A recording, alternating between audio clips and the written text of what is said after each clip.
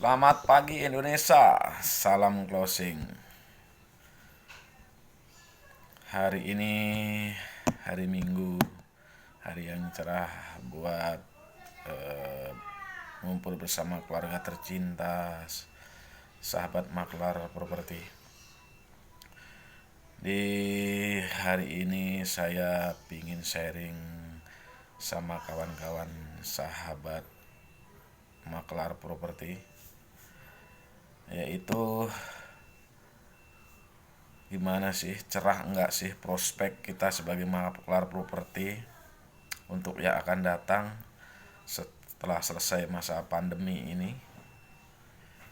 Mudah-mudahan pandemi COVID Corona 19 ini cepat berlalu dan kita bisa bekerja kembali dengan normal, tidak ada hambatan, dan ekonomi semakin melejit. Dan untuk kita yang di sektor properti ya menginginkan tumbuhnya kembali penjualan sektor properti, baik gedung, baik apartemen, baik klaster, baik perumahan, baik kapling. Sahabat-sahabat maklar properti,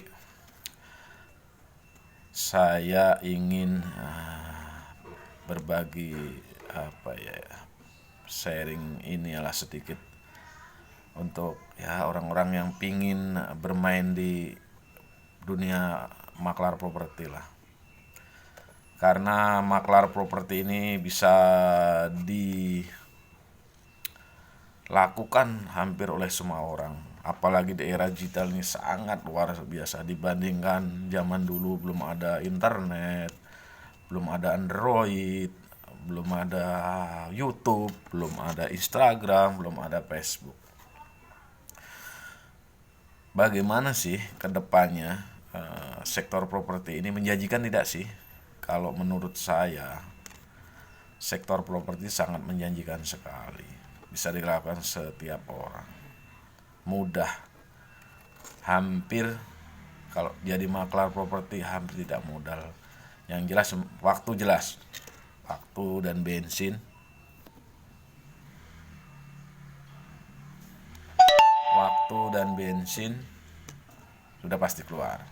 Tapi kan hasilnya nanti akan kembali setelah terjadi closing, apa yang kita jual, entah tanah, entah gedung, entah klaster dan sebagainya.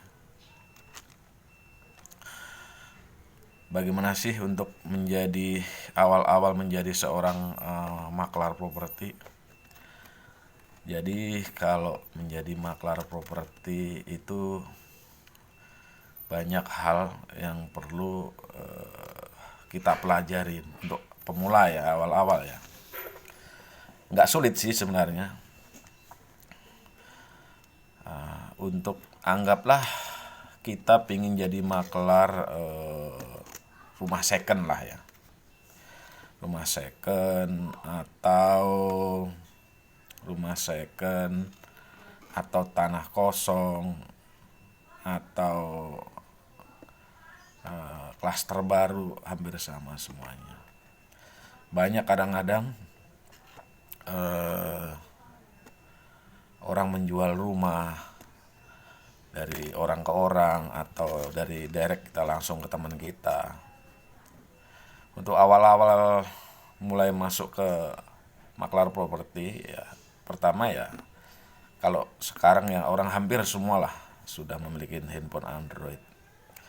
Coba kita foto-foto properti yang mau kita jual ya sebagus mungkin lah. Terus kita tanya status untuk properti yang mau kita jual. Statusnya itu bagaimana? Ini propertinya ini properti milik keluarga atau pribadi atau mungkin punya relasinya yang menguasakannya untuk dijualkan properti itu. Biasanya pertama yang perlu kita tanyakan tuh status surat ini. Apakah properti ini statusnya suratnya AJB atau SHM atau GIRIK atau SHGB, perlu kita pertanyakan ke calon penjual. Terus kedua, kira-kira ini properti mau dijual secara apa? Secara KPR, cash and carry, atau secara bertahap. Lalu, berapa harga yang mereka tawarkan? Kira-kira ketinggian atau tidak? Terus, untuk komisi bagaimana untuk kita? Terus, masalah pajak-pajak. Untuk masalah pajak-pajak, biasanya itu ditanggung kedua belah pihak. Tapi ada juga penjual itu biasanya ada yang mau terima bersih. Jadi harganya itu nanti ya termasuk harus harga plus pajak gitu. Terus komisi kita bagaimana? Apa prosentase, apa nilai uang? Apakah bisa kita, kadang-kadang maklar tuh ada yang memang ikutin alur prosentase pembagian fee, ada juga yang markup harga atau nitip harga dengan kesepakatan kedua belah pihak, dalam arti antara penjual dengan maklar atau agent lah, atau bahasanya calo lah ya, banyak lah namanya, itu hanya bahasa. Intinya bagaimana kita bisa menjualkan properti itu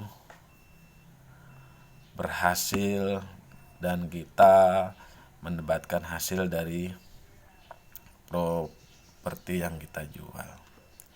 Sahabat-sahabat maklar properti, di dunia properti memang kita dituntut harus sabar untuk mulai jadi maklar properti, karena memang ibarat kita orang itu kan dari lahirin, tengkurap, jalan, lari dan besar, semua itu proses.